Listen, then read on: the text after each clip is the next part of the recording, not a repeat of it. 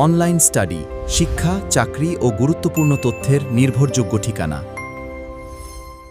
Hello everyone, welcome to online study YouTube channel. Online study YouTube চ্যানেলে আপনাদের সবাইকে এই ভিডিওতে স্বাগত। তো এই ভিডিওর মাধ্যমে এফসিআরএ অর্থাৎ ফরেন কন্ট্রিবিউশন রেগুলেশন অ্যাক্ট নিয়ে গোটা দেশের মধ্যে যে উত্তাল পরিস্থিতি শুরু হয়েছে এবং যেটির অ্যামেন্ডমেন্ট বিলও কিন্তু আমাদের সংসদে পাস করা হবে, এই বিষয়ে সম্পূর্ণ বিষয়টা আপনাদের কাছে আমি এই ভিডিওর মাধ্যমে আলোচনা করব, যেখানে এফসিআরএ কি, কেন এটিকে নিয়ে বর্তমানে এত আলোচনা শুরু হয়েছে এবং এই নতুন বিলটি নিয়ে আসার ফলে কি পরিবর্তন ঘটবে, সমস্ত কিছু থাকছে এই ভিডিওর মাধ্যমে।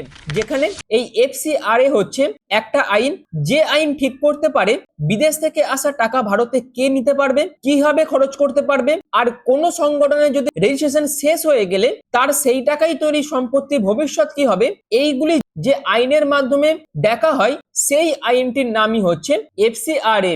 আর 2026 সালে এই এফসিআরএ কে ঘিরেই তৈরি হয়েছে নতুন করে তীব্র বিতর্ক, যেখানে সরকারের তরফ থেকে বলা হচ্ছে যে ট্রান্সপারেন্সি, অ্যাকাউন্টেবিলিটি এবং ন্যাশনাল সিকিউরিটির সঙ্গে যেহেতু কোনো রকম কোনো আপোষ করা হবে না, তাই এর মধ্যে বিরোধীদের প্রশ্ন হচ্ছে ট্রান্সপারেন্সির নামে কি সিভিল সোসাইটির উপর আরো বড় নিয়ন্ত্রণ তৈরি হচ্ছে।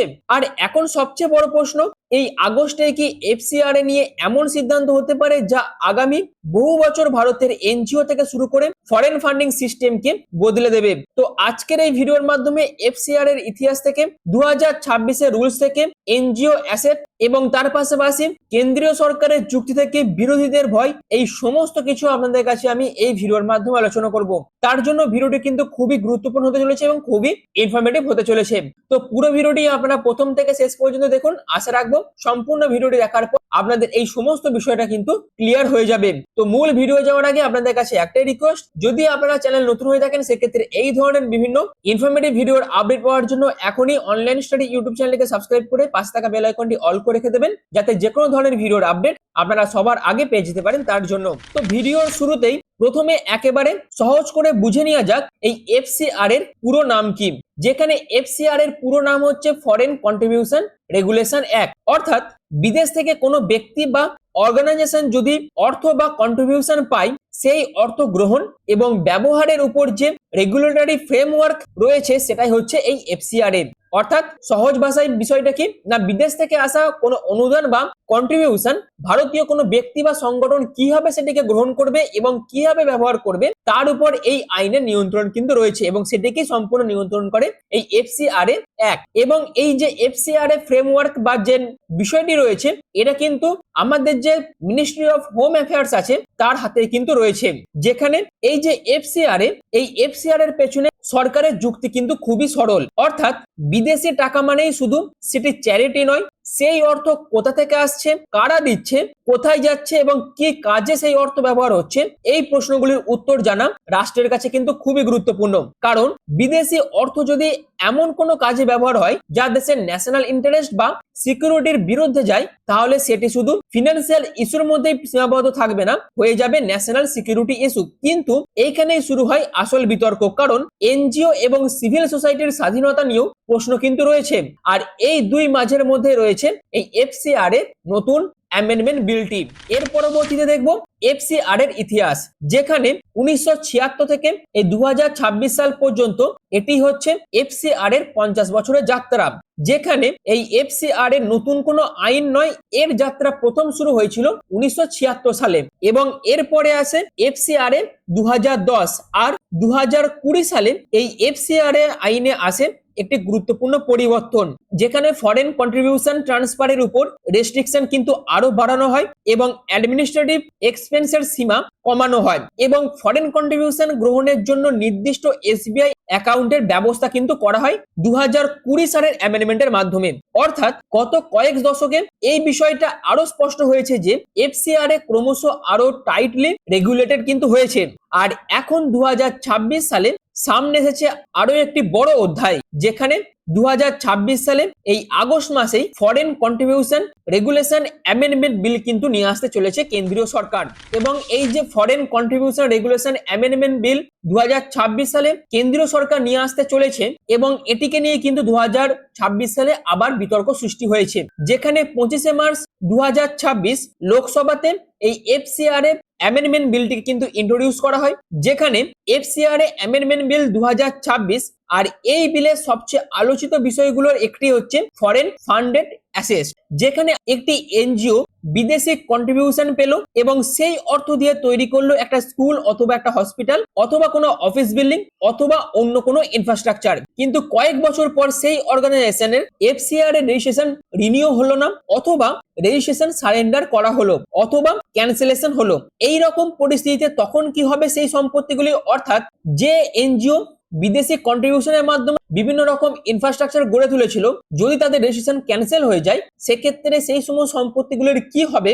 এই প্রশ্নের উত্তর দেওয়ার জন্যই কিন্তু এই এফসিআর এর অ্যামেন্ডমেন্ট বিল 2026 প্রস্তাব করা হয়েছে, যেখানে একটি ডেজিগনেটেড অথরিটি ফ্রেমওয়ার্ক কিন্তু তৈরি করা হবে। এখানে নির্দিষ্ট পরিস্থিতিতে ফরেন কন্ট্রিবিউশন এবং ফরেন কন্ট্রিবিউশন দিয়ে তৈরি অ্যাসেটের ম্যানেজমেন্ট এবং ভেস্টিং নিয়ে ব্যবস্থা থাকবে। আর এখানেই বিতর্ক কিন্তু আরো তীব্র হয়েছে, যেখানে বিতর্কটা কি, অর্থাৎ বিভিন্ন রকম এনজিও গুলি ফরেন কন্ট্রিবিউশনের মাধ্যমে যে সমস্ত অ্যাসেট গুলি তৈরি করবে সেইগুলির পরবর্তীকালে কি হবে, অর্থাৎ অ্যাসেটের জন্যই কিন্তু এই সম্পূর্ণ বিষয়টা বা সম্পূর্ণ বিতর্কটা সবচেয়ে সেনসিটিভ জায়গা কিন্তু নিয়েছে।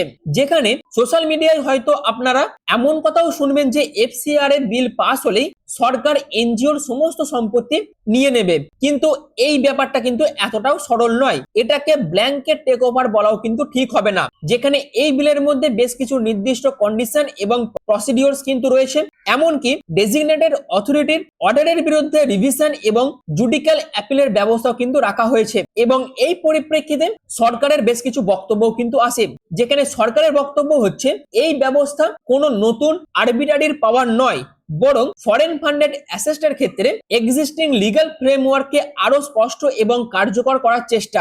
কিন্তু এটা তো হলো সরকারের বক্তব্য, এবং এই বিষয়ে অন্যদিকে সমালোচকদের প্রশ্ন অন্য জায়গায়, যেখানে তাদের প্রশ্ন হচ্ছে কোন অর্গানাইজেশনের রেজিস্ট্রেশন কেন শেষ হবে, কিভাবে সিদ্ধান্ত নেওয়া হবে, কোন অ্যাসেট ফরেন কন্ট্রিবিউশন দিয়ে তৈরি বলে গণ্য হবে, আর সবচেয়ে গুরুত্বপূর্ণ প্রশ্ন হচ্ছে রাষ্ট্রের এই ক্ষমতার প্র্যাকটিক্যাল বাউন্ডারি কোথায়। এইগুলোকে নিয়ে কিন্তু বিভিন্ন মহল বিভিন্ন প্রশ্ন কিন্তু তুলছে, আর এই প্রশ্নগুলির উত্তরই ভবিষ্যতের বাস্তব চিত্র কিন্তু নির্ধারণ করবে এই এফসিআর বিলকে নিয়ে পরিস্থিতি কোন দিকে দাঁড়ায়।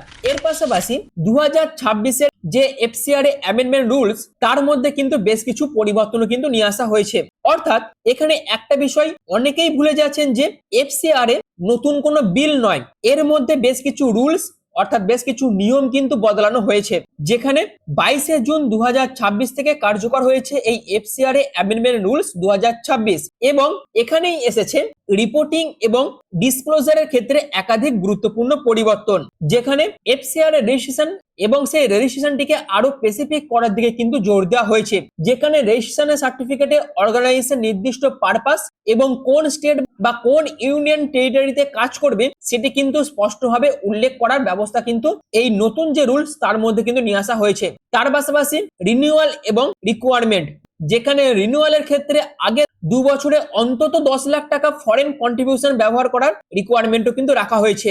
এরপরে অ্যানুয়াল রিপোর্টিংও কিন্তু আরো বিস্তারিত হয়েছে। তার পাশাপাশি রিপোর্টিং ও রিকোয়ারমেন্টস এর মধ্যে প্রজেক্ট ওয়াইজ, অ্যাক্টিভিটি ওয়াইজ ইউটিলাইজেশনের তথ্য, অর্গানাইজেশনের ওয়েবসাইট ও সোশ্যাল মিডিয়া ডিটেলস, তার পাশাপাশি আলটিমেট ফরেন ডোনারের তথ্য কিন্তু প্রকাশ করতে হবে এই সমস্ত অর্গানাইজেশনগুলিকে, তার জন্য কিন্তু রুলস নিয়ে আসা হয়েছে। অর্থাৎ সম্পূর্ণ বিষয়টির মধ্যে ট্রান্সপারেন্সি, অ্যাকাউন্টেবিলিটি এবং রেসপন্সিবল ইউটিলাইজেশন নিশ্চিত করার জন্যই কিন্তু এই এফসিআর এর নতুন অ্যামেন্ডমেন্ট রুলস 2026 কিন্তু কেন্দ্রীয় সরকার নিয়ে এসেছে। অর্থাৎ এই বিষয়ে সরকারের যুক্তি হচ্ছে সম্পূর্ণ বিষয়টার মধ্যে ট্রান্সপারেন্সি বাড়বে এবং যে এনজিও নিয়ম মেনে কাজ করছে তার বর্তমানে কিন্তু কোনো রকম ভয় পাওয়ার কারণে, কিন্তু অন্যদিকে বিভিন্ন সমালোচকরা বলছেন কমপ্লিয়েন্স যত বাড়বে ছোট এবং রিসোর্স কনস্ট্যান্ট অর্গানাইজেশনের উপর অ্যাডমিনিস্ট্রেটিভ বার্ডেন তত বাড়বে। অর্থাৎ একই পরিবর্তনকে দুই পক্ষ দুই ভাবে দেখছে। সরকার দেখছে অ্যাকাউন্টেবিলিটির দিক থেকে এবং সমালোচকরা দেখছে রেগুলেটরির প্রেসারের দিক থেকে। আশা করি বিষয়টা আপনাদের কাছে আমি ক্লিয়ার করতে পেরেছি। এরপর দেখবো যে এই যে এফসিআর এর নতুন রুলস এর বেশ কিছু গুরুত্বপূর্ণ দিক, যেখানে এই 2026 এর রুলসে পারমিসিবল রিলিজিয়াস পারপাসকে আরো স্পষ্টভাবে কিন্তু তালিকাভুক্ত করা হয়েছে। অর্থাৎ পারমিসিবল রিলিজিয়াস পারপাসের মধ্যে ধর্মভিত্তিক কল্যাণমূলক কাজ, তার পাশাপাশি place of warship and maintenance অর্থাৎ উপাসনালয়ের রক্ষণাবেক্ষণ, রিলিজিয়াস এডুকেশন অর্থাৎ ধর্মীয় শিক্ষা এবং মোরাল ইনস্ট্রাকশন অর্থাৎ নৈতিক শিক্ষা, meditation programme, preservation of faith tradition, এই সমস্ত দিকগুলির সংরক্ষণের মতন বিষয় কিন্তু এই রুলস এর মধ্যে উল্লেখ করা হয়েছে। অর্থাৎ এই বিষয়ে সরকারের বক্তব্য কি না, আগে যেসব বিষয় নিয়ে ইন্টারপ্রিটেশনের প্রশ্ন উঠতো সেইগুলো আরো কিন্তু স্পষ্ট হবে। কিন্তু এখানেও একটি প্রশ্ন উঠছে, সেটা হচ্ছে নিয়ম যতই স্পষ্ট হবে এনফোর্সমেন্টও তত কিন্তু কঠোর হবে এবং লেজিটিমেট রিলিজিয়াস বা চ্যারিটেবল অ্যাক্টিভিটি যেন অযথা বিউরোক্রেটিক সোসাইটির মধ্যে না পড়ে, সেটা কিভাবে সরকার নিশ্চিত করবে সেই দিকেও কিন্তু আমাদের নজর থাকবে এবং সেটাকে নিয়েও কিন্তু বিভিন্ন মহল বিভিন্ন প্রশ্ন কিন্তু তুলছে। যেখানে এই বিষয়ে সরকার পক্ষ এবং বিরোধী পক্ষের মধ্যে বিভিন্ন রকম বক্তব্য কিন্তু উঠে আসছে। যেখানে সরকারের মূল এগ্রিমেন্ট হচ্ছে এই বিষয়ে, সেটা হচ্ছে ফরেন ফান্ডিং এর ক্ষেত্রে ট্রান্সপারেন্সি বজায় রাখা, অর্থাৎ বিদেশ থেকে অর্থ কোথা থেকে আসছে এবং সেটি কোথায় যাচ্ছে সেটা কিন্তু ন্যাশনাল সিকিউরিটির দিক থেকে বিচার করলে সরকারের জানা প্রয়োজন। অন্যদিকে ফরেন ফান্ডিং কোথা থেকে আসছে এবং সেটি কিভাবে ব্যবহার হচ্ছে সেটাকে যেন ট্র্যাক করা যায়, অর্থাৎ এই বিষয়ে যেন ট্রান্সপারেন্সি বজায় থাকে। এবং থার্ড হচ্ছে অ্যাকাউন্টেবিলিটি, অর্থাৎ যে অর্গানাইজেশন বিদেশি অর্থ নিচ্ছে তাদের ফিনান্সিয়াল এবং অপারেশনাল রেসপন্সিবিলিটি আরো স্পষ্ট হওয়া দরকার এবং সম্পূর্ণ বিষয়টার মধ্যে যেন একটি ট্রান্সপারেন্সি বজায় থাকে। তার জন্যই কিন্তু সরকারের তরফ থেকে এই সমস্ত চেঞ্জগুলো নিয়ে আসা হচ্ছে। আর বিরোধীদের কনসার্ন এই ক্ষেত্রে সেটি হচ্ছে রেগুলেশন যেন কন্ট্রোলে পরিণত না হয়, রেগুলেশন ক্যান্সেলেশন বা নন রিনিউয়ালের ক্ষমতা যেন আরবিটারি না হয় এবং ফরেন ফান্ডিং অ্যাসেটের ক্ষেত্রে স্টেট পাওয়ারের স্কোপ যেন অতিরিক্ত না হয় এবং সিভিল সোসাইটির লেজিটিমেট কাজ যেন বাধাগ্রস্ত না হয়। অর্থাৎ আসল কনফ্লিক্টের জায়গা যেটা, সেটা হচ্ছে ফরেন ফান্ডিং বন্ধ করা হবে কিনা সেটা নয়, আসল কনফ্লিক্ট হচ্ছে কতটা রেগুলেশন প্রয়োজন এবং কোথায় গিয়ে রেগুলেশন অতিরিক্ত কন্ট্রোল হয়ে যায় সেই বিষয়টা কিন্তু সব থেকে বিতর্কের বিষয়। আশা করি বিষয়টা আপনাদের কাছে আমি ক্লিয়ার করতে পেরেছি। অর্থাৎ এই সমস্ত বিষয়গুলোকে নিয়েও কিন্তু বিরোধীরা আপত্তি জানাচ্ছে এবং সম্পূর্ণ বিষয়টার মধ্যে বিতর্ক কিন্তু সৃষ্টি হচ্ছে। তাহলে এবার প্রশ্ন, আগস্ট মাসেই কেন এই সম্পূর্ণ বিষয়টাকে নিয়ে বিতর্ক সৃষ্টি হচ্ছে? অর্থাৎ এবার আসি এই ভিডিওর সবচেয়ে সেন্সেশনাল প্রশ্নে, যেখানে এই আগস্ট মাসে কি ইতিহাস তৈরি হবে? অর্থাৎ বর্তমান তথ্য অনুযায়ী এফসিআর এ অ্যামেন্ডমেন্ট বিল 2026 এখনো পার্লামেন্টে কনসিডারেশনে কিন্তু রাখা হয়েছে, অর্থাৎ বিল এখনো কিন্তু আইনে পরিণত হয়নি।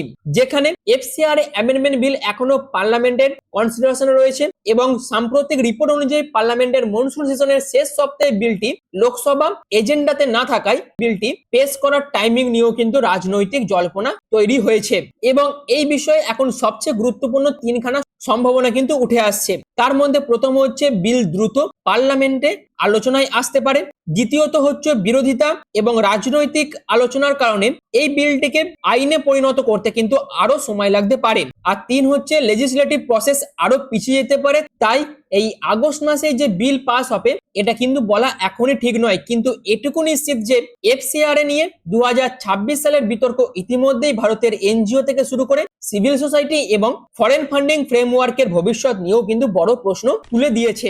এবার আসি এই যে এফসিআর এ অ্যামেন্ডমেন্ট রুলস 2026, এই বিষয়টি কেন সাধারণ মানুষেরও জানা দরকার। যেখানে ভারতের প্রতিটি সাধারণ মানুষ হয়তো কোনো এনজিও চালান না এবং তাদের ফরেন কন্ট্রিবিউশনের সঙ্গে হয়তো কোনো সম্পর্ক নেই, তাহলে এফসিআর এ নিয়ে এখন প্রত্যেকের মাথা ব্যথা কেন?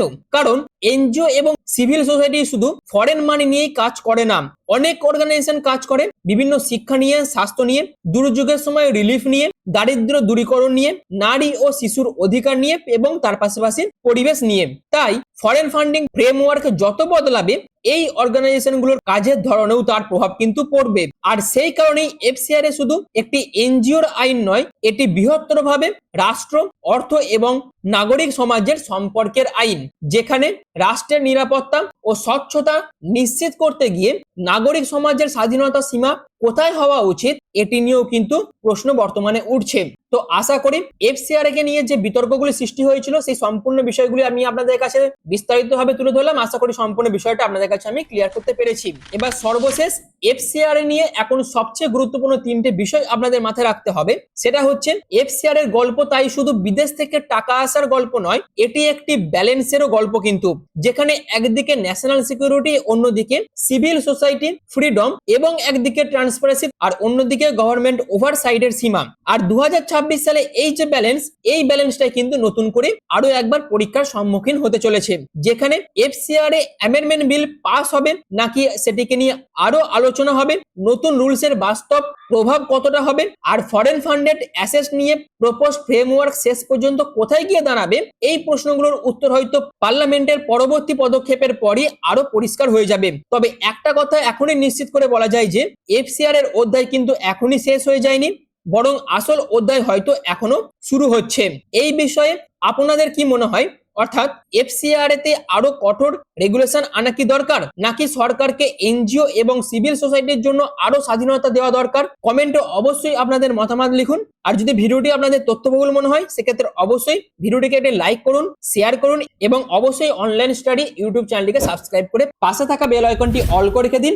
আর ভিডিওটি এখনের মতন এটুকুই। পুরো ভিডিওটি প্রথম থেকে শেষ পর্যন্ত দেখার জন্য আপনাদের প্রত্যেককে অসংখ্য ধন্যবাদ।